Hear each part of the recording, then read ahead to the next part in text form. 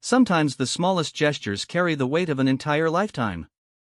In the bitter cold of a Wyoming winter night in 1952, when Sarah Mitchell's car broke down on a desolate stretch of highway with nothing but endless prairie stretching in every direction, she thought her story might end there. The wind howled like a living thing, and the temperature dropped below zero as snow began to fall. She was a city girl from Chicago, completely unprepared for the harsh realities of the American frontier. Then, through the swirling snow, she saw a figure on horseback approaching like something from another era.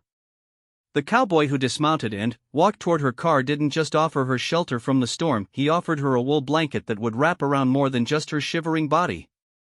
That simple act of kindness would unravel everything she thought she knew about her future and weave together a love story that would span decades across the untamed landscape of the American West.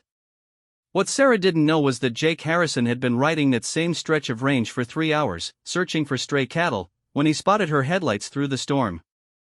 What she couldn't have imagined was that this weathered rancher, who seemed to belong to a world she'd only seen in movies, would challenge everything she believed about love, home, and what it meant to truly live. This is the story of how a broken-down Buick and a wool blanket changed 2 lives forever, and how sometimes the most unexpected detours lead us exactly where we're meant to be. Sarah Mitchell had always been the type of woman who planned everything down to the last detail. Her leather purse contained color-coded folders, her apartment in Chicago was organized with military precision, and she had never in her 26 years made a decision without weighing every possible outcome. Which made her current situation all the more terrifying. The 1951 Buick Roadmaster that had seemed so reliable when she purchased it from her neighbor 6 months ago was now making sounds that reminded her of her grandmother's dying cat. Steam rose from under the hood like smoke signals, and the engine had begun to shudder with each mile as she drove through the endless Wyoming landscape toward her new job in Colorado. She had accepted the position as a schoolteacher in the small mountain town of Cedar Ridge without ever visiting the place. It seemed like the kind of adventure she had always been too cautious to attempt, and, at 26, she felt like life was passing her by while she waited for the perfect moment to start living. Her friends in Chicago thought she had lost her mind when she announced she was leaving her secure job at the prestigious Whitmore Academy to teach in what they called the middle of nowhere. The radio had stopped working 2 hours ago, somewhere around a place called Little America, and now the only sounds were the increasingly distressed mechanical groans of her vehicle and the wind that seemed to push against her car from every direction. The landscape was unlike anything she had ever seen, vast and rolling with mountains visible in the distance like sleeping giants. There were no buildings, no people, no signs of civilization except for the ribbon of asphalt that stretched ahead of her like a promise she was beginning to doubt. When the engine finally gave up completely, it did so with a dramatic shudder and a cloud of steam that obscured her vision for several frightening seconds. Sarah managed to coast the car to the side of the road, her hands gripping the steering wheel so tightly her knuckles had turned white. She sat there for a moment, listening to the ticking sounds of the cooling engine and trying to process what had just happened. Outside, the wind was picking up, and she could see dark clouds gathering on the horizon. The temperature gauge on her dashboard showed it was already well below freezing, and she was wearing nothing more substantial than a wool coat over her traveling dress. She had packed for a new life, not for survival in the wilderness. Opening her purse, she pulled out the road map she had been following and tried to determine exactly where she was. The lines and numbers swam before her eyes as panic began to set in. She was somewhere between Laramie and Rawlins, but that somewhere could be 50 miles in either direction. The last town she remembered passing was hours behind her, and she hadn't seen another car on this particular highway for at least an hour. She tried turning the key again, hoping for a miracle, but the engine only made a grinding sound that seemed to echo across the empty prairie. Sarah had never felt so alone in her entire life. Growing up in Chicago, she had been surrounded by people, noise, and constant activity. Even in her quietest moments, there had always been the sounds of the city humming in the background. This silence was absolute and terrifying. The sun was beginning to set, painting the sky in brilliant shades of orange and pink that might have been beautiful under different circumstances. Instead, those colors meant that darkness was coming, and, with it, temperatures that could kill someone unprepared for the Wyoming winter. Sarah had read about people freezing to death in their cars during blizzards, and, while there was no blizzard yet, she could feel the moisture in the air that suggested snow was coming. She decided to get out and look under the hood, though she knew nothing about car engines. Her father had always insisted that such things were men's work, and now she regretted not paying attention when her brother had tried to teach her basic automotive knowledge. Lifting the hood revealed a maze of metal parts, tubes, and wires that meant absolutely nothing to her. Steam still rose from various components, and she could see that several parts were wet with some kind of fluid. The wind cut through her coat like it was made of paper, and she quickly closed the hood and got back inside the car. She would have to make a decision soon about whether to stay with the vehicle or try to walk for help. Every survival story she had ever heard suggested staying with the car, but every minute that passed made that option seem less viable. She reached into her suitcase and pulled out an extra sweater, putting it on over her dress and under her coat. Then, she found her heaviest skirt and put it on over the one she was already wearing. It wasn't much, but it might help conserve body heat. She had a thermos of coffee that was still warm, and she drank it slowly, trying to make it last. As darkness began to fall in earnest, Sarah noticed something that made her heart race with both hope and fear. In the distance, she could see a small light moving across the landscape.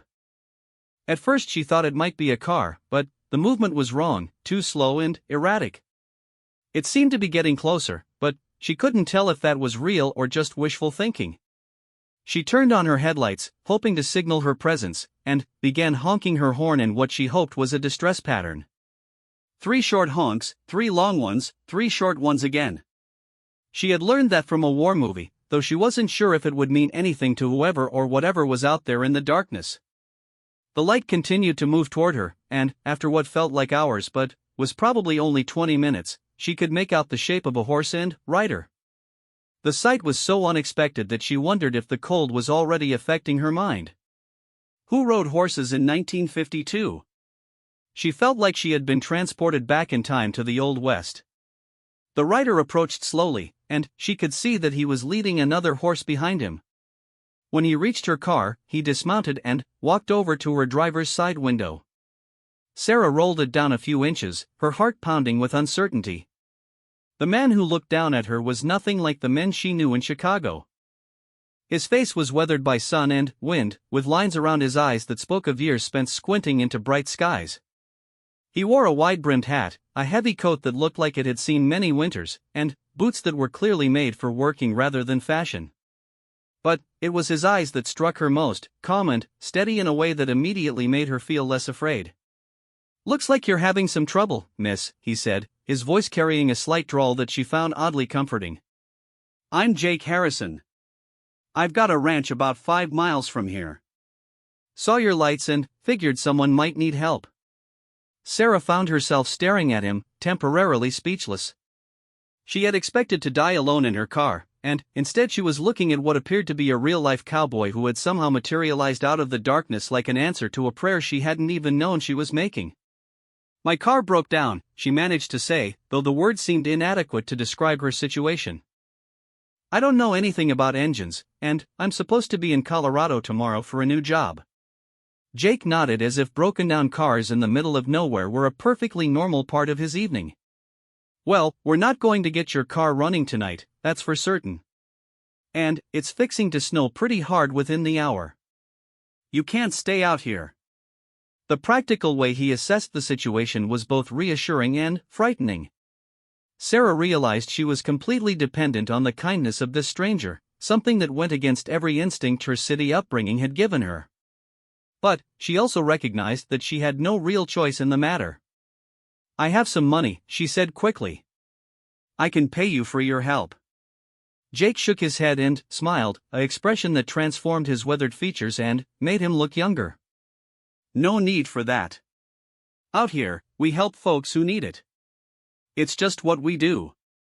He paused and looked at her more closely. "You're not dressed for this weather, are you?" Sarah looked down at her outfit, which had seemed perfectly appropriate for travel when she left Chicago that morning. Now it seemed woefully inadequate. "I'm from Illinois. I guess I didn't realize how different the weather would be out here." "Illinois," Jake repeated, as if that explained everything. "Well, that accounts for it. Listen, miss, I need to get you somewhere warm pretty quick." The temperature's dropping fast, and when that snow starts, it's going to get a lot worse before it gets better. He walked back to his horse and returned with what appeared to be a thick wool blanket. Without waiting for permission, he opened her car door and began wrapping the blanket around her shoulders. The gesture was so unexpected and gentle that Sarah felt tears prick her eyes.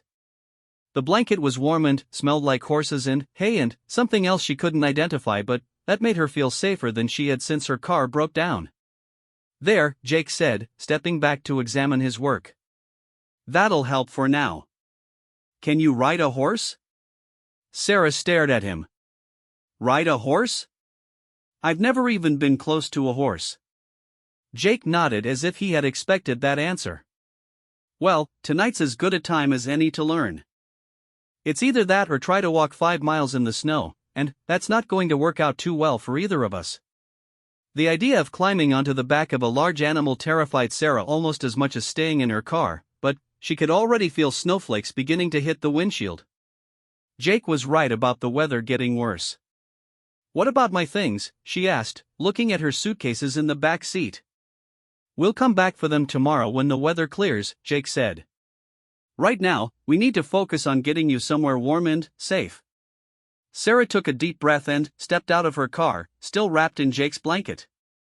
The wind immediately tried to tear it away from her, but Jake helped her keep it secure around her shoulders. Up close, his horse looked enormous and somewhat intimidating, but the animal stood perfectly still as Jake helped Sarah climb up behind him. "Just hold on tight," Jake said as he settled into the saddle in front of her. "Duchess here is sure-footed, but it's going to be a cold ride." As they began to move across the dark landscape, Sarah found herself pressed against Jake's back for warmth and stability. The situation was so far outside her normal experience that it felt like a dream, or perhaps a nightmare. But the solid warmth of the man in front of her and the steady gait of the horse beneath them began to have a calming effect. The snow was falling harder now, and Sarah was grateful for the blanket and for Jake's body blocking some of the wind. She had never been so cold in her life, but she was no longer afraid she was going to die. This strange cowboy had appeared out of nowhere to rescue her, and, for the first time since her car broke down, she allowed herself to believe that everything might actually be all right. As they rode through the darkness toward whatever home awaited them, Sarah found herself wondering what kind of man rode out into a snowstorm to help a complete stranger. In Chicago, people barely acknowledged each other on elevators, and here was someone who had probably saved her life without asking for anything in return. She didn't know what to make of Jake Harrison, but she was beginning to suspect that her carefully planned journey to Colorado was about to become something entirely different. The ride to Jake's ranch felt like it lasted forever and no time at all. Sarah's legs were numb from the cold and from gripping the sides of the horse, but she was mesmerized by the way Jake moved with the animal as if they were a single being. He spoke occasionally to the horse, calling her Duchess and making low, soothing sounds that seemed to calm both the animal and Sarah herself. When they finally crested a small hill, Sarah saw lights in the distance that looked like the most beautiful sight she had ever witnessed. The ranch house was larger than she had expected, a sprawling log structure with warm yellow light glowing from several windows. Smoke rose from what appeared to be multiple chimneys, and she could make out the shapes of several outbuildings scattered around the main house. "Almost there," Jake said over his shoulder, the first words he had spoken in at least 20 minutes. "My housekeeper Martha will have coffee on, and she'll get you warmed up properly." The mention of a housekeeper brought Sarah some relief.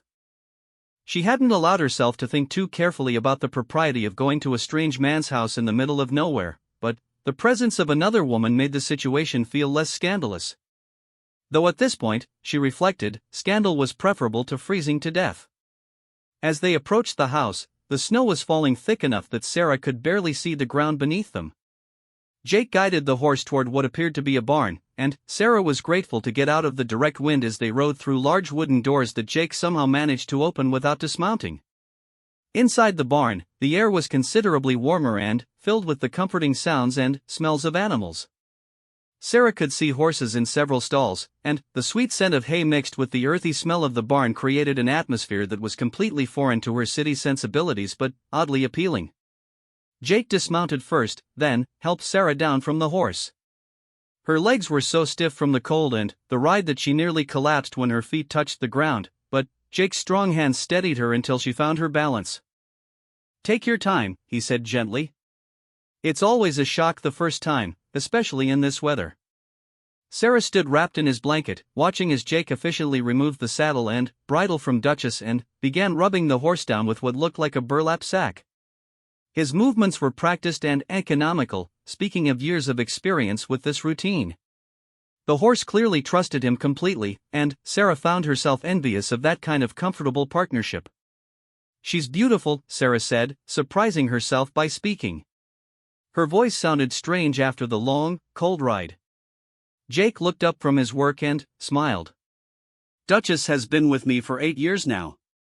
Found her as a wild filly with a broken leg, and most folks said she'd never be good for anything. But sometimes the ones that have been through the worst make the most reliable partners." There was something in the way he said it that made Sarah think he wasn't just talking about the horse. She watched as he gave Duchess fresh hay and water, checking her over with the kind of careful attention that spoke of genuine affection for the animal. When he was satisfied that the horse was comfortable, Jake turned back to Sarah. "Ready to get inside where it's warm?" The trip from the barn to the house was mercifully short, but the wind and snow were fierce enough that Sarah was grateful for Jake's arm around her shoulders, keeping her steady and the blanket secure. The porch was covered and lined with what appeared to be hand-carved wooden chairs, and Sarah caught a glimpse of wind chimes and hanging plants that suggested this was a place where someone took time to make things beautiful. Before Jake could knock or open the door, it swung open to reveal a woman in her 50s with graying hair pulled back in a practical bun and an apron tied around her substantial waist. Her face was kind but worried, and she immediately began fussing over both Jake and Sarah. "Jake Harrison, what were you thinking, riding out in weather like this?" Martha demanded, ushering them both inside. "And who is this poor child? She looks half frozen to death." The warmth of the house hit Sarah like a physical force, and she realized just how cold she had become during the ride. The main room was large and comfortable, with exposed wooden beams and a massive stone fireplace where a fire was crackling cheerfully. The furniture looked handmade but well-crafted, and everything in the room seemed designed for comfort rather than show. "This is Miss Mitchell," Jake said, hanging his hat and coat on pegs beside the door. "Her car broke down on the highway, and, with this storm coming in, I couldn't leave her out there." Martha immediately took charge of Sarah, clucking over her like a mother hen. "Of course you couldn't. Come here, dear, let's get you out of those wet things and into something warm." She began steering Sarah toward what appeared to be a bedroom. "Jake, you put some more wood on that fire and put the coffee pot on. This poor girl needs warming up from the inside out." Sarah found herself being led into a comfortable bedroom with a large window that probably looked out over the prairie during daylight hours. Martha began pulling clothes from a dresser drawer, muttering about men who didn't have enough sense to come in out of the weather. "I have some clothes that should fit you well enough," Martha said, holding up a flannel nightgown and a thick wool robe. "They belonged to my daughter before she got married and moved to Denver. You get out of those wet things and into these, and I'll bring you some hot soup." "I don't want to impose," Sarah began, but Martha waved away her protests. "Nonsense. Out here, we take care of each other. That's just how it is." She paused and looked at Sarah more closely. "Where were you headed, dear?" "Colorado. Cedar Ridge. I have a job teaching school there, and I'm supposed to start tomorrow." Sarah realized as she said it that tomorrow was probably not going to happen as planned. Martha nodded sympathetically. "Well, I'm afraid you're not going anywhere tomorrow, or likely the day after. This storm is going to be a big one. But don't you worry about your job. We'll get word to them somehow that you're safe but delayed." The idea of missing her first day at a new job filled Sarah with anxiety, but she was beginning to understand that there were forces at work here that were much larger than her personal schedule. Martha left her alone to change clothes, and Sarah gratefully stripped out of her damp traveling outfit and into the warm, dry flannel. When she emerged from the bedroom wearing the nightgown and robe, she found Jake sitting near the fire with a steaming cup of coffee in his hands. He had changed out of his wet clothes as well and was wearing clean jeans and a flannel shirt that made him look even more like something from a Western movie.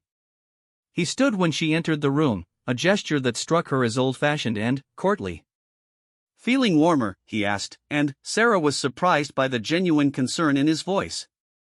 "Much better, thank you."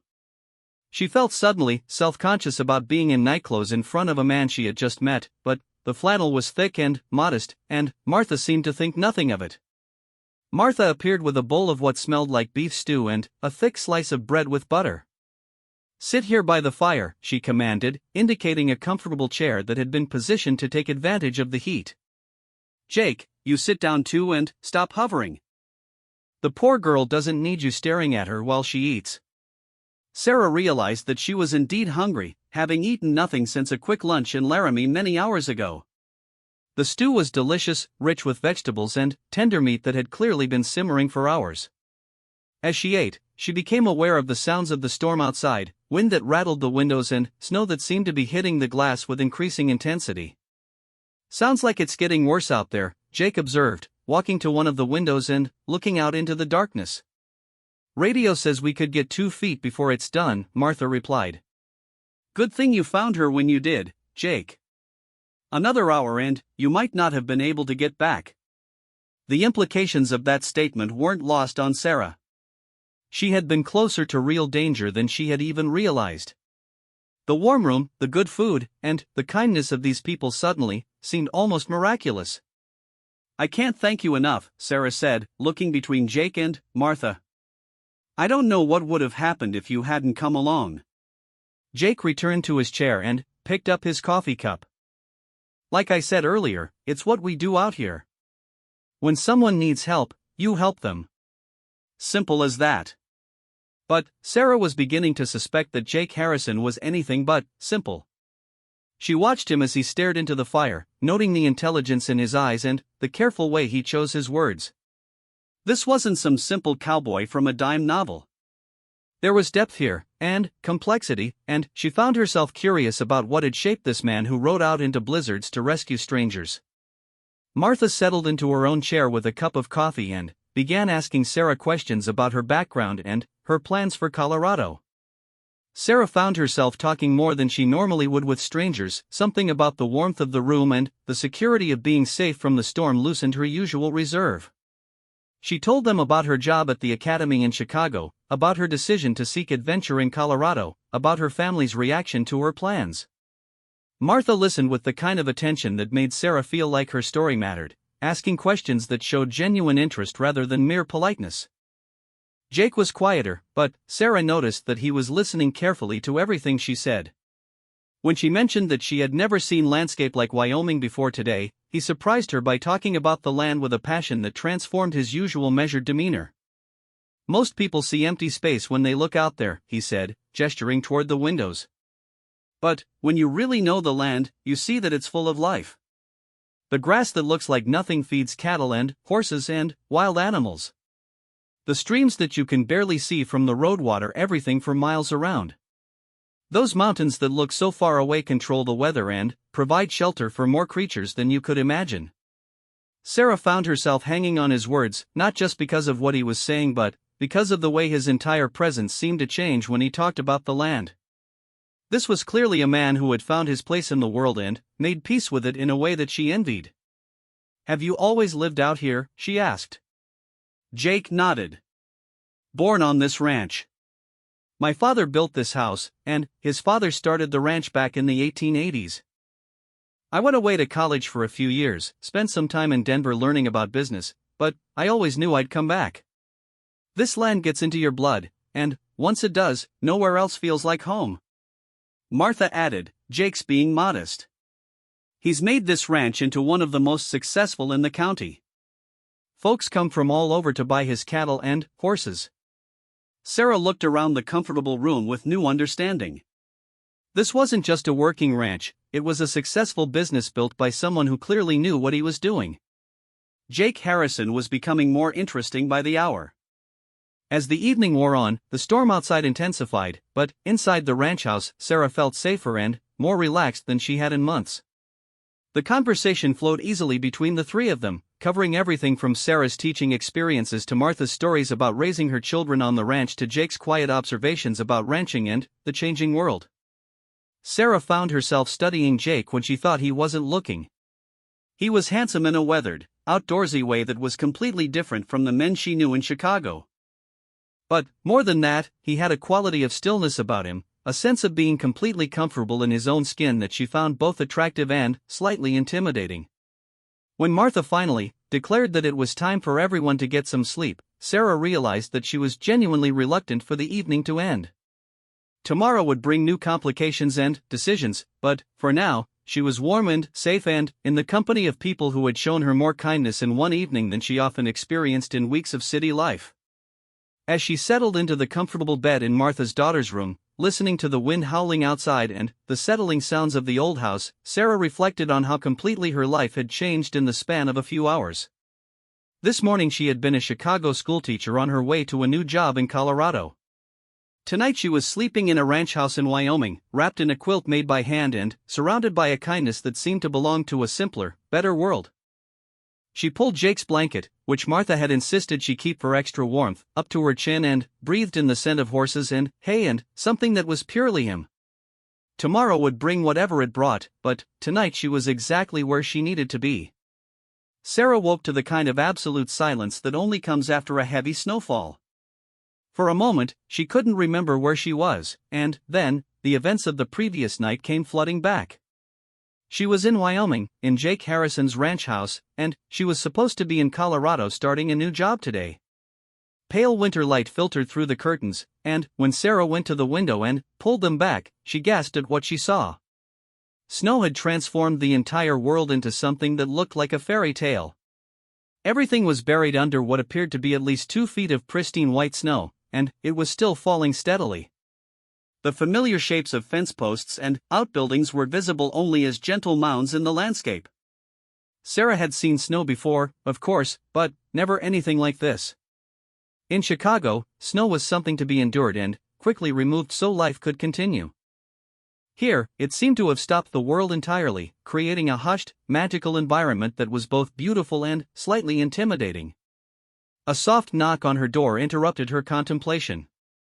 "Sarah, dear, are you awake?" came Martha's voice. "Yes, come in," Sarah called, wrapping the wool robe around herself. Martha entered carrying a tray with coffee and what appeared to be freshly baked biscuits with jam. "I thought you might like some breakfast in bed on your first morning. No point in getting up early when we're all snowed in together." Sarah accepted the tray gratefully and settled back into bed. "How much snow is out there?" "Near 3 feet and still coming down," Martha replied, settling into the chair by the window. "Jake's been up since dawn checking on the animals and making sure everything's secure. This is the kind of storm that can cause real problems if you're not prepared for it. What about my job in Colorado? I should call and let them know what happened." Martha shook her head. "Phone lines are down, and likely will be for several days. But don't you worry about that. Word travels fast in small towns, and when this storm clears, everyone will know what happened and why you're delayed. Folks out here understand about weather." Sarah sipped her coffee and tried to process the reality of being completely cut off from the outside world. In Chicago, she was never more than a phone call away from anyone she needed to reach. The idea of being disconnected was both frightening and oddly liberating. "What do people do when they're snowed in like this?" she asked. Martha smiled. "We make the best of it. Read books, play cards, catch up on mending, cook good meals, and enjoy each other's company. Some of my best memories are of times when we were snowed in and had nothing to do but be together." After breakfast, Sarah dressed in some of the clothes Martha had provided, practical wool pants and a thick sweater that were warm but utterly unlike anything in her Chicago wardrobe. When she emerged from her room, she found Jake sitting at a large wooden table near the kitchen, working on what appeared to be account books. "Good morning," he said, looking up from his papers. "Sleep well?" "Better than I expected, considering everything." Sarah was struck again by how handsome he was in the clear morning light, and by the way his presence seemed to fill the room without him trying. "Good. I've been out checking on things, and we're pretty well set for the duration. Plenty of food, plenty of firewood, and all the animals are safe and warm." He gestured toward the windows. Might be 3 or 4 days before we can dig out properly. 3 or 4 days. Sarah felt a flutter of something that might have been panic or excitement, she couldn't tell which. What about my car? Jake's expression became more serious. Well, that's going to be a bit of a problem. Even after we get dug out here, the highway won't be cleared for probably a week. And, from what I could see yesterday, your car's going to need some significant work before it runs again. Sarah sank into a chair across from him, the reality of her situation finally hitting her fully. So I'm stuck here. You're safe here, Jake corrected gently. There's a difference. Something in his tone made her look at him more carefully. His blue eyes were kind but serious, and she realized that he understood exactly how overwhelming this must be for someone from her background. Martha appeared from the kitchen carrying what appeared to be mending. Jake, why don't you show Sarah around the place? Give her something to do besides worry about things she can't change. Jake looked uncertain. I don't know if she'd be interested in ranch work. I would, Sarah said quickly, surprising herself. I mean, I've never seen how a ranch operates. It might be interesting. Jake's face lit up with what appeared to be genuine pleasure. All right then. Let me get you some proper boots and a coat, and we'll take a look around. 20 minutes later, Sarah found herself bundled in a coat that was several sizes too large and boots that came up to her knees, following Jake through snow that reached nearly to her waist in places. Moving through it was exhausting work, but Jake had somehow managed to create paths between the house and the various outbuildings. Their first stop was the barn where she had met Duchess the night before. In daylight, Sarah could see that it was much larger than she had realized, with stalls for at least 20 horses and separate areas for cattle and equipment. The warmth and rich smells of the barn were a welcome relief from the biting cold outside. Jake moved through the space with easy familiarity, checking on animals, filling water troughs, and distributing hay. Sarah watched, fascinated by the obvious affection between the man and his animals. Each horse seemed to have its own personality, and Jake spoke to them all by name, his voice taking on a gentle quality that made Sarah think about the way he had spoken to her the night before. This is Thunderbolt, Jake said, stopping at a stall that contained a magnificent black stallion. He's my breeding stud, and probably the most valuable animal on the ranch. But he's also got a sense of humor that gets him into trouble. As if to prove the point, Thunderbolt reached over the stall door and managed to grab Jake's hat with his teeth, shaking it playfully before dropping it in the straw. Sarah laughed, a sound that seemed to surprise both her and Jake. He's beautiful. How long have you had him? 5 years. I bought him from a ranch in Montana that was going out of business. Best investment I ever made. Jake retrieved his hat and brushed off the straw. He sired some of the finest horses in 3 states. They moved on to see the cattle, housed in a separate section of the barn for the winter. Sarah had never been close to cattle before, and she was surprised by how large and solid they seemed. Jake explained his breeding program, his plans for expanding the herd, and his philosophy of ranching that emphasized working with the land rather than fighting it. Most people think ranching is just about having a lot of animals and a lot of land, he said as they walked between the stalls. But it's really about understanding systems. Weather systems, grass systems, water systems, animal behavior systems. Everything is connected to everything else, and if you understand those connections, you can work with them instead of against them. Sarah found herself fascinated by his perspective. Jake spoke about ranching the way she thought about literature, as something with layers of meaning and complexity that revealed themselves over time to those who paid attention. Their next stop was the chicken coop, where Martha apparently kept a flock of laying hens. Jake showed Sarah how to collect eggs, a task that seemed simple until she realized that the chickens had definite opinions about having a stranger in their space. They're just protective of their eggs, Jake explained as Sarah jumped back from a particularly aggressive hen. Try moving slower and talking to them. They're smarter than people give them credit for. Sarah found that Jake was right. When she slowed down and spoke softly to the birds, they seemed to accept her presence and allowed her to collect the warm eggs from their nests. There was something deeply satisfying about the simple task, and about the trust the animals eventually showed her. After the chicken coop, Jake led her to his workshop, a building filled with tools and projects in various stages of completion. Sarah was amazed by the range of his skills. He was currently working on a hand-carved rocking chair, but she could see evidence of metalwork, leatherwork, and furniture making. "Did you learn all this growing up on the ranch?" she asked, running her fingers over the smooth wood of the chair. "Some of it," Jake replied.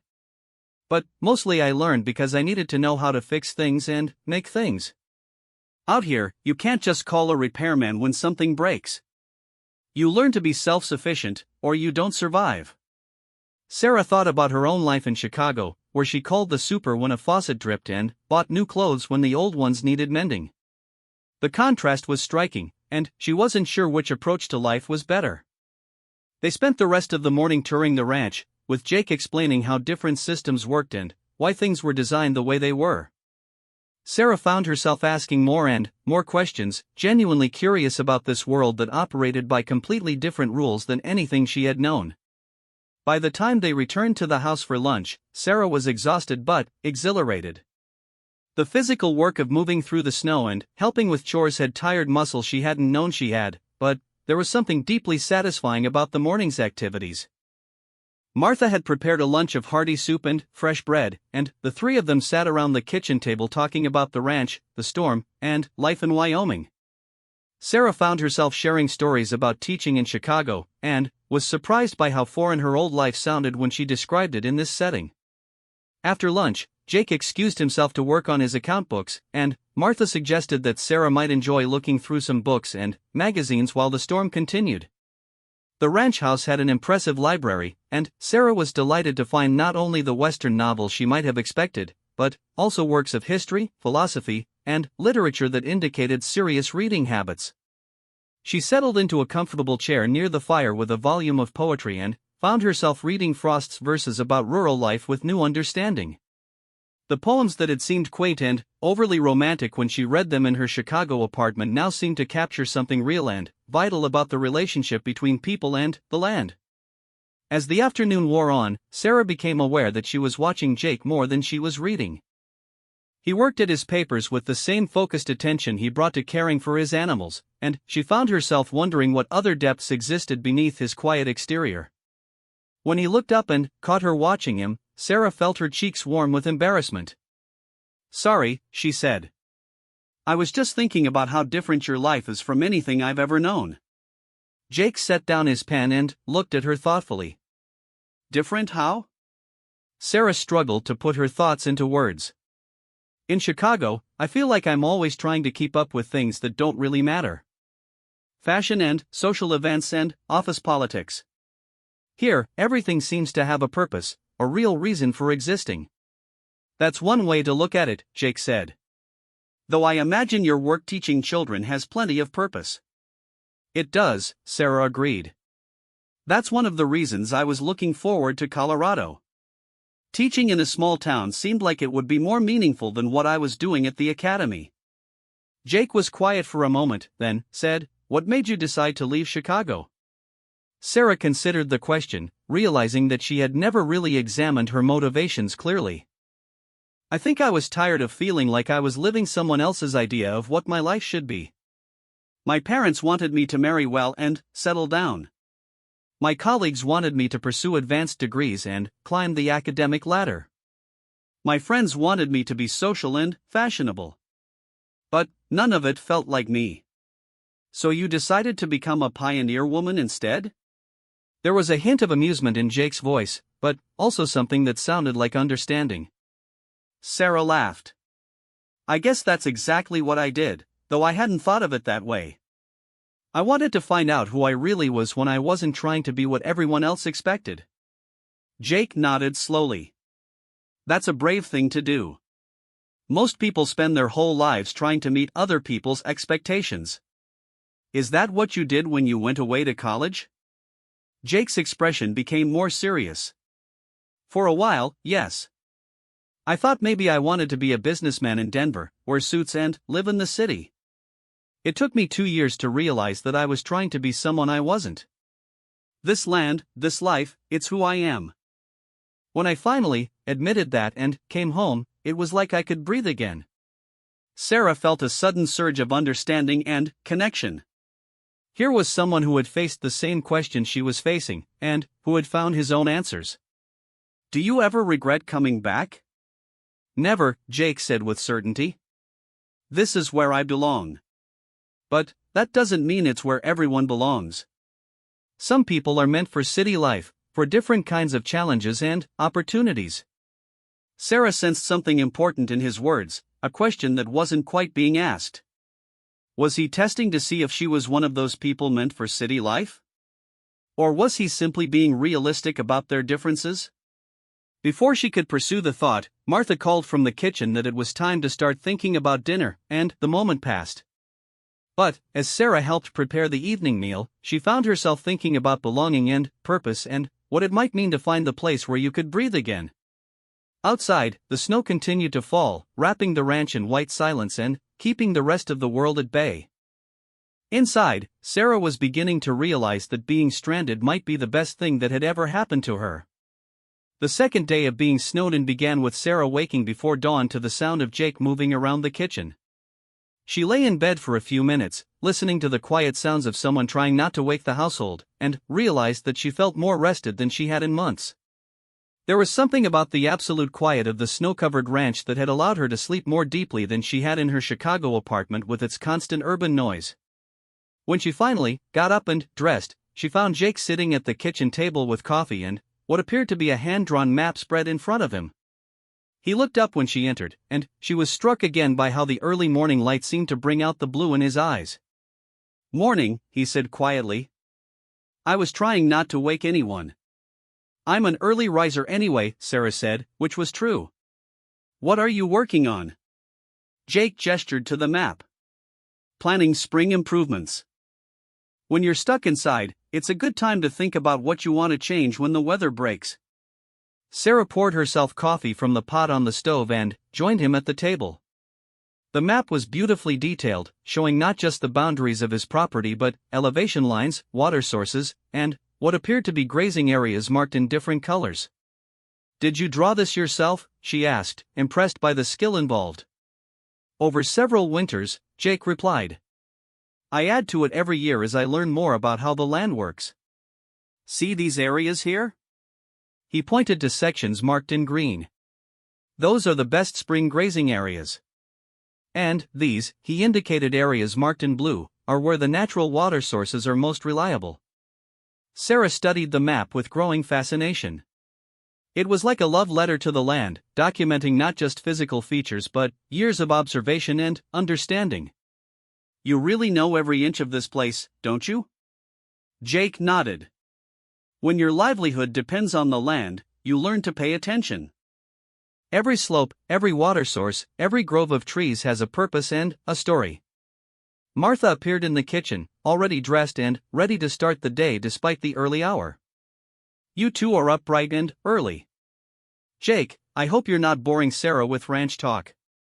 "Not at all," Sarah said quickly. "I find it fascinating. I've never thought about how much knowledge goes into managing land like this." Martha smiled and began pulling ingredients from various cupboards. Jake's being modest again. "He's got one of the most efficient operations in the county, and folks come from all over to ask his advice." Jake looked uncomfortable with the praise, but Sarah could see that Martha's words were true. Everything she had observed about the ranch spoke to careful planning and thoughtful management. After breakfast, the snow had finally stopped falling, though the world remained deeply buried. Jake announced that he needed to check on some cattle in a far pasture, and asked if Sarah would like to come along on snowshoes. Sarah had never worn snowshoes in her life, but the alternative was staying inside all day, and she was discovering that she enjoyed the physical challenges of ranch life. Jake fitted her with a pair that had belonged to his sister, and spent 20 minutes teaching her the basics of walking on snow without sinking. The journey to the far pasture was unlike anything Sarah had ever experienced. The world was transformed into something purely magical, with every fence post and bush sculpted into fantastic shapes by the wind and snow. The silence was profound, broken only by the soft whisking sound of their snowshoes and the distant lowing of cattle. Jake moved across the snow with practiced ease, but he was patient with Sarah's slower pace and frequent stumbles. When she fell for the third time, tangling herself in the snowshoe bindings, he helped her up with hands that lingered on her arms longer than strictly necessary. "Sorry," he said, seeming to realize he was holding her. "Just making sure you're steady." Sarah felt her heart rate increase, and not from the exertion of snowshoeing. There had been something in Jake's touch, a warmth and awareness that went beyond simple helpfulness. When she looked up into his eyes, she saw something there that made her stomach flutter in a way that had nothing to do with the cold air. "Thank you," she said softly, and, for a moment they stood close together in the snow, the rest of the world completely silent around them. The moment was broken by the sound of cattle calling from the direction they had been heading, and Jake stepped back, his expression becoming carefully neutral again. "We should check on them," he said, his voice slightly rougher than usual. The cattle were fine, gathered in a grove of trees that provided some shelter from the wind. Jake counted them carefully and checked their condition with the thoroughness Sarah was beginning to recognize as characteristic of everything he did. On the way back to the house, Sarah found herself watching Jake more openly than she had before. There was something about seeing him in his natural environment, moving across the land with such confidence and purpose, that made her increasingly aware of him as a man rather than just her rescuer. When they stopped to rest halfway back, sitting on a fallen log that Jake brushed clear of snow, Sarah decided to ask the question that had been growing in her mind. "Jake, can I ask you something personal?" He looked at her with raised eyebrows but nodded. "Have you ever been married?" Jake was quiet for so long that Sarah began to regret asking, but finally, he answered. "I was engaged once. To a woman from Denver that I met when I was in college. She came out here a few times, but she couldn't see herself living this kind of life. Said it was too isolated, too hard, too far from civilization." He paused, looking out across the snow-covered prairie. "She wasn't wrong. This life isn't for everyone." "What happened?" "She gave me an ultimatum. Sell the ranch and move to Denver, or we were finished." Jake's voice was matter-of-fact, but Sarah could hear the old pain underneath. "I chose the ranch. Do you ever regret that choice?" Jake looked at her seriously. "I regretted losing her, for a while. But I could never have been happy living her kind of life, any more than she could have been happy living mine. Sometimes you have to choose between what you want and what you need, and what I need is this land." Sarah felt something shift inside her chest as she listened to his words. Here was a man who knew exactly who he was and what mattered to him, even when that knowledge came at a personal cost. It was both admirable and slightly intimidating. "That must have been a difficult decision," she said. "At the time, yes. But, looking back, I think we both knew it wasn't going to work. We were trying to change each other instead of accepting who we really were." Jake stood and shouldered his pack. "We should head back before Martha starts to worry." The walk back to the house was quieter, both of them lost in their own thoughts. But Sarah was acutely aware of Jake's presence beside her, and found herself stealing glances at his profile as they made their way across the snow. That evening, after dinner, Martha announced that she had some letters to write and disappeared into her room, leaving Sarah and Jake alone by the fire. Sarah had been reading, but she found herself watching Jake as he worked on carving details into the rocking chair he was making. His hands moved with skill and confidence, shaping the wood with tools that looked like extensions of himself. There was something almost meditative about watching him work, and Sarah realized that she could happily spend hours just observing the focused attention he brought to everything he did. "What will you do with the chair when it's finished?" she asked. Jake looked up from his work.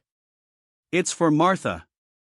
She's been talking about wanting a rocking chair for her room, and I thought I'd surprise her for her birthday." The simple kindness of the gesture touched Sarah deeply. "She's lucky to have you." "I'm the lucky one," Jake replied. "Martha came to work here when my mother died, and she's been more like family than an employee ever since. I don't know what I would have done without her all these years." Sarah set her book aside and moved to a chair closer to where Jake was working. "Can I watch? I've never seen anyone carve before." Jake nodded and continued his work, occasionally explaining what he was doing or why he was making particular cuts. Sarah found herself fascinated not just by the process, but by the way Jake's entire demeanor became calm and focused when he was creating something with his hands. After a while, Jake set down his tools and looked at her seriously. "Can I ask you something now?" Sarah nodded, though she felt a flutter of nervousness. "What's really waiting for you in Colorado? Besides the job, I mean." Sarah considered the question. "Nothing, really. That's part of why I wanted to go. It seemed like a chance to start completely fresh, to build a new life from the ground up." "What kind of life were you hoping to build?" The question was more complex than it seemed, and Sarah found herself thinking carefully before answering. "I wanted to feel useful. Important. Like what I did mattered in some immediate, concrete way. In Chicago, I taught children whose parents hired tutors to do the real work of education. Here, or in Colorado, I thought I could make a real difference." Jake nodded slowly. "And what about the rest of it? Family, marriage, that kind of thing?" Sarah felt her cheeks warm. "I suppose I always assumed those things would happen eventually, but I wanted to figure out who I was first. Most of the women I know in Chicago married right after college and never really had a chance to discover what they might be capable of on their own." "And now? After being here for a few days?" Sarah met his eyes directly. "Now I'm not sure what I want. Everything I thought I knew about myself seems to be changing." Jake leaned forward in his chair, his expression serious. "Sarah, I need to tell you something. These past few days, getting to know you, watching you learn about ranch life, it's been different than anything I've experienced before." Sarah's heart began to beat faster. "Different how?" "I've never met a woman who was so interested in understanding this life, who asked such thoughtful questions about everything. Most people see ranch work as simple or boring, but you see the complexity and the beauty in it." Jake paused, seeming to struggle with his words. "And I find myself thinking about what it would be like if you stayed." The words hung in the air between them, loaded with implications that made Sarah's pulse race. She had been feeling the same growing attraction and connection, but hearing Jake's voice had made it real in a way that was both thrilling and terrifying. "Jake," she began, but he held up a hand. "I know it's crazy. I know you have a job waiting, and a whole life planned out. I know this is probably just the storm and the unusual circumstances making everything seem more intense than it really is." Jake stood and walked to the window, looking out at the snow-covered landscape. "But I also know that I've never felt about anyone the way I'm starting to feel about you." Sarah stood and joined him at the window, her reflection merging with his in the dark glass. "What are you asking me?" Jake turned to face her, and Sarah could see the vulnerability in his eyes. "I'm asking you to consider staying.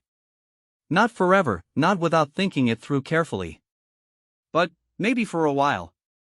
Long enough to see if what's happening between us is real." Sarah felt as if the world had tilted slightly on its axis. 3 days ago, she had been a Chicago schoolteacher with a carefully planned future. Now she was standing in a ranch house in Wyoming, being asked to consider abandoning those plans for a man she barely knew but felt more connected to than anyone she had ever met. "I don't know," she said honestly. "This is all so far outside anything I ever imagined for myself." Jake nodded, his expression understanding but hopeful. "I know it is. All I'm asking is that you think about it. The storm will break soon, and you'll be able to continue on to Colorado if that's what you decide. But, Sarah, I think you feel it too, this connection between us. And I think you might be as surprised as I am by how much you've taken to ranch life." Sarah looked out at the snow-covered landscape, thinking about the satisfaction she had felt collecting eggs and learning to care for the animals. Thinking about the peace she had found in the deep silence of the Wyoming winter, and the way Jake's presence seemed to anchor her in a way she had never experienced before. "Can I have some time to think about it?" she asked. "All the time you need," Jake said softly. "I just wanted you to know how I felt before you made your decision about leaving." That night, Sarah lay awake long after the house had settled into sleep, staring at the ceiling and trying to sort through her tumbling thoughts and emotions. Everything logical told her to continue on to Colorado as planned. She had made commitments, and she barely knew Jake Harrison despite the intensity of their brief time together. But her heart was telling her something entirely different. Her heart was saying that she had never felt so at home anywhere as she did on this ranch, and that she had never met a man who made her feel so completely herself as Jake did. As she finally drifted off to sleep, Sarah realized that she was facing the most important decision of her life, and that whatever choice she made would change everything. The third morning dawned clear and brilliant, with sunshine sparkling off the snow like diamonds scattered across the landscape.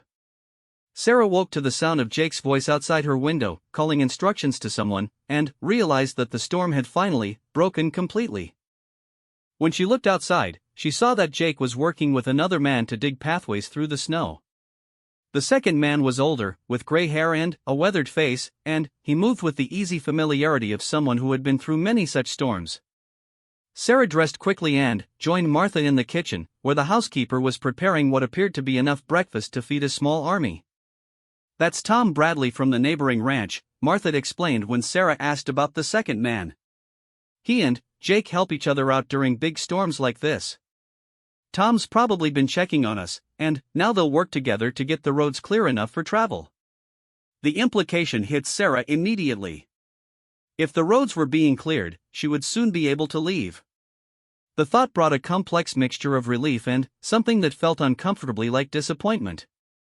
Jake and Tom came in for breakfast, their faces red from the cold and their boots leaving puddles of melted snow on Martha's clean floor. Tom was introduced as a longtime family friend who had ranched in the area for over 30 years. Heard Jake found himself a stranded traveler, Tom said with a grin that suggested he found the situation amusing. "Don't get many folks passing through in weather like this." "I was very lucky that Jake found me," Sarah replied, suddenly aware that her time at the ranch was becoming a story that would be told and retold in the community. The thought made her feel strangely exposed. Tom studied her with the frank curiosity of someone accustomed to knowing everyone in a sparsely populated area.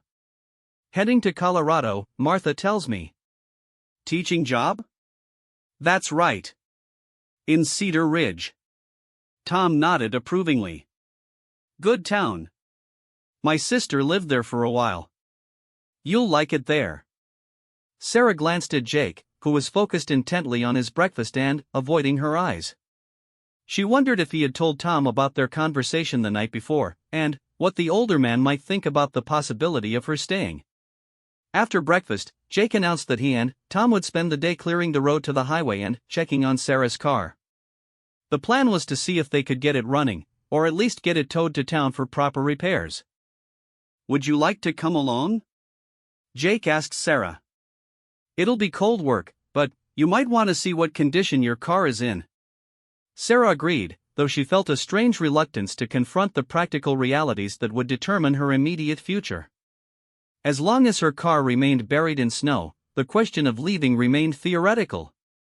Once it was dug out and potentially repaired, she would have to make real decisions. The journey to her car took most of the morning, even with the three of them working together to break trail through the deep snow. When they finally reached the spot where she had broken down, Sarah was shocked by how different everything looked. The landscape that had seemed so desolate and threatening 3 nights ago now appeared beautiful and peaceful under its blanket of snow. Her Buick looked like a small mountain of white, and it took considerable work to dig it out enough to assess its condition. When Jake finally managed to pop the hood, the diagnosis was not encouraging. "Radiator's cracked, and it looks like the engine block might be too," he said, poking around under the hood with Tom looking over his shoulder. "Even if we get it towed to town, this is going to be expensive to fix." Tom nodded gravely. "More than the car's worth, I'd say. These older models, once the engine goes, it's usually not worth putting money into them." Sarah stared at her car, trying to process what this meant. The Buick represented her independence, her ability to continue on to Colorado, and the life she had planned. Without it, she was dependent on the kindness of others for transportation, and her carefully laid plans were in serious jeopardy. "How would I get to Colorado?" she asked, hating the note of uncertainty in her own voice. Jake and Tom exchanged a look that Sarah couldn't quite interpret. "There's a bus that runs through Laramie twice a week," Tom said. "You could get to town when the roads are clear, probably in another day or two, and catch the next bus from there. That would get you to Colorado, Jake added, his voice carefully neutral. Though it might take a few days longer than you originally planned. Sarah nodded, trying to appear calm and practical about the situation. But, inside, she was struggling with a growing sense that the universe was conspiring to keep her in Wyoming. First the storm, now the car trouble. It was as if something was trying to tell her that she wasn't supposed to leave. The work of clearing the road continued for the rest of the day, with Sarah helping as much as she could despite her lack of experience with heavy physical labor. She found that she enjoyed the rhythm of the work and the satisfaction of seeing tangible progress as they carved a path through the snow. As they worked, Tom entertained them with stories of previous storms and the characters who populated the ranching community. Sarah began to get a sense of the tight-knit network of people who looked out for each other across the vast distances of the Wyoming landscape. You know, Tom said during one of their breaks, looking thoughtfully at Sarah, Cedar Ridge's got a good school, but they're not the only place around here that needs teachers. The school in Laramie is always looking for qualified people, and there's talk of starting a new school district out this way if they can find the right person to run it. Sarah felt Jake's eyes on her, but she didn't look at him directly. Really? I hadn't heard about opportunities in Wyoming. Oh sure, Tom continued, apparently oblivious to the undercurrents of the conversation. Lots of ranch families around here with children who are getting schooling by correspondence or being sent away to relatives in town. A good teacher who understood ranch life could make a real difference. The seed of an idea began to form in Sarah's mind, though she tried not to let herself think about it too seriously. The possibility of staying in Wyoming and still pursuing her teaching career had not occurred to her before Tom's casual mention of it. That evening, back at the ranch house, Sarah found herself helping Martha prepare dinner while Jake worked on his account books. The domestic routine had become comfortable and familiar, and Sarah realized that she had stopped thinking of herself as a guest and begun to feel like part of the household. Martha, she said as they peeled potatoes together, what's it really like, living out here year-round? Martha paused in her work and considered the question seriously. It's not easy, she said honestly. The winters are long and sometimes lonely. The nearest neighbors are miles away, and you have to be prepared to handle most problems yourself. But there's something about this life that gets into your blood.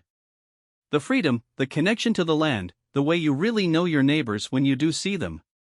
She resumed peeling potatoes, then added, of course, it helps to have the right person to share it with. Ranch life can be wonderful with the right partner, but it would be mighty hard alone. Sarah felt her cheeks warm, suspecting that Martha's words were not entirely casual. Jake seems very content with his life here. He is, but he's been alone too long, Martha said bluntly. A man needs more than just work and responsibility to make a full life. Jake's a good man, and he deserves someone who appreciates what he's built here. The comment hung in the air between them, and Sarah realized that Martha was offering her a different kind of advice than she had ever received from older women in her life. Instead of warnings about men and independence, Martha was suggesting that the right partnership could enhance rather than limit her possibilities. After dinner, Jake asked Sarah if she would like to take a walk outside. The temperature had risen considerably during the day, and the evening air felt almost mild compared to the bitter cold of the storm. They walked in comfortable silence toward the barn, their boots crunching on the snow that had already begun to develop a crust in the freezing night air. The stars were brilliant in the clear sky, more stars than Sarah had ever seen in her life, and the silence was profound and peaceful. Beautiful night, Jake said as they stopped near a fence that overlooked the main pasture. It's incredible, Sarah agreed. I never imagined stars could look like this. Jake leaned against the fence post and looked out over his land. This is my favorite time of day, especially in winter. Everything's quiet, the animals are settled, and you can really feel how big the world is. Sarah joined him at the fence, acutely aware of his presence beside her in the darkness. Jake, I've been thinking about what you said last night. Jake turned to look at her, his expression serious in the starlight. And? Sarah took a deep breath, knowing that her next words would change the course of her entire life. I think I want to stay. Not forever, not without thinking it through more. But, for a while. Long enough to see if this feeling between us is real, and to find out if I could really build a life here." Jake was quiet for so long that Sarah began to worry she had misunderstood his feelings, but when he finally spoke, his voice was thick with emotion. "Are you sure? This isn't a decision you should make lightly. Ranch life is hard, especially for someone who didn't grow up with it. And there's no guarantee that what we're feeling now will last once the novelty wears off." Sarah appreciated his honesty, even as part of her wished he had simply swept her into his arms with declarations of love. "I know it's a risk. But, Jake, I've never felt about anyone the way I feel about you. And I've never felt so at home anywhere as I do here. Maybe that's enough reason to try." Jake turned to face her fully, reaching out to take her hands in his. "Sarah, I need you to understand something. If you stay, if we try to make this work, I'm not going to want to let you go. I've been alone for a long time, and having you here has shown me what I've been missing. If you're not serious about this, if there's any doubt in your mind, you should take that bus to Colorado and not look back." The intensity in his voice sent a shiver through Sarah that had nothing to do with the cold air. "I'm serious, Jake. More serious than I've ever been about anything." Jake studied her face in the starlight, searching for something. Whatever he saw there must have satisfied him, because he smiled slowly and pulled her closer. "In that case," he said softly, "I'd like to ask you something." Sarah's heart began to race, wondering if he could possibly be about to propose after knowing her for only 4 days. Instead, Jake said, "Would you like to learn to ride properly? If you're going to be a ranch woman, you'll need to know how to handle a horse." Sarah laughed, a sound of pure joy that echoed across the snow-covered pasture. "Yes," she said. "I'd like to learn everything." Jake leaned down and kissed her, then, gentle and soft at first, then, with growing passion as Sarah responded to his touch. When they finally broke apart, both of them were breathing hard and looking at each other with wonder. "I love you," Jake said simply. "I know it's too soon to say it, but I do." "I love you too," Sarah whispered, surprised by how right the words felt. "I never believed in love at first sight, but this feels like something I've been waiting for my whole life." They stood together in the snowy darkness, holding each other and talking quietly about their hopes and fears for the future. Sarah told Jake about sending a telegram to Cedar Ridge, explaining that she wouldn't be taking the position after all. Jake talked about his dreams for expanding the ranch, and how those dreams seemed more achievable with someone to share them. 6 months later, Sarah stood in the same spot, wearing a white dress that Martha had sewn for her and holding a bouquet of wildflowers that Jake had picked that morning. The local minister had driven out from town to perform the ceremony, and neighbors had come from ranches as far as 50 miles away to celebrate. As she and Jake exchanged vows in front of the ranch house that had become her home, Sarah thought about the broken-down car that had changed her life. The Buick had eventually been sold for scrap metal, but Jake had insisted on keeping the wool blanket that had first wrapped around her shoulders. It now lay folded at the foot of their marriage bed, a reminder of the moment when two strangers had found each other in a Wyoming snowstorm. Sarah had written to her family in Chicago, trying to explain her decision to stay in Wyoming with a man she barely knew. They had responded with shock, disapproval, and eventually acceptance, though they still didn't understand how their practical, sensible daughter had become a ranch wife. But, as Sarah looked out over the rolling prairie that stretched to the horizon, with Jake's ring on her finger and his love warming her heart, she knew she had found exactly where she belonged. The teaching position in Cedar Ridge had been filled by someone else, but Sarah had started giving lessons to the ranch children in the area, traveling between homesteads and building the kind of school system that Tom Bradley had predicted was needed. The life she was building with Jake was nothing like what she had planned, but it was everything she had been searching for without knowing it. Together, they worked the land, built their dreams, and created a partnership that was stronger than either of them could have been alone. Years later, when people asked Sarah how she had known that Jake was the right man for her, she would think about that first night when he had offered her a blanket in the middle of a Wyoming blizzard. Sometimes, she would tell them, love comes not as a sudden storm but as the shelter that protects you from the storm. And sometimes, if you're very lucky, someone offers you not just warmth for the moment, but a lifetime of coming home. The ranch prospered under their joint management, with Jake handling the cattle and horses while Sarah developed programs for educating ranch children and eventually serving on the school board for the newly formed district. Their own children grew up riding horses before they could properly walk, learning the rhythms of the land and the importance of community that defined ranch life. And, on winter evenings, when the snow fell thick and the wind howled across the prairie, Sarah would wrap herself in that same wool blanket and remember the night when a broken-down car had led her to the greatest adventure of her life. She had set out to find herself in Colorado, but instead had found herself, and love, and home, on the open range of Wyoming with the man who had first offered her shelter from the storm.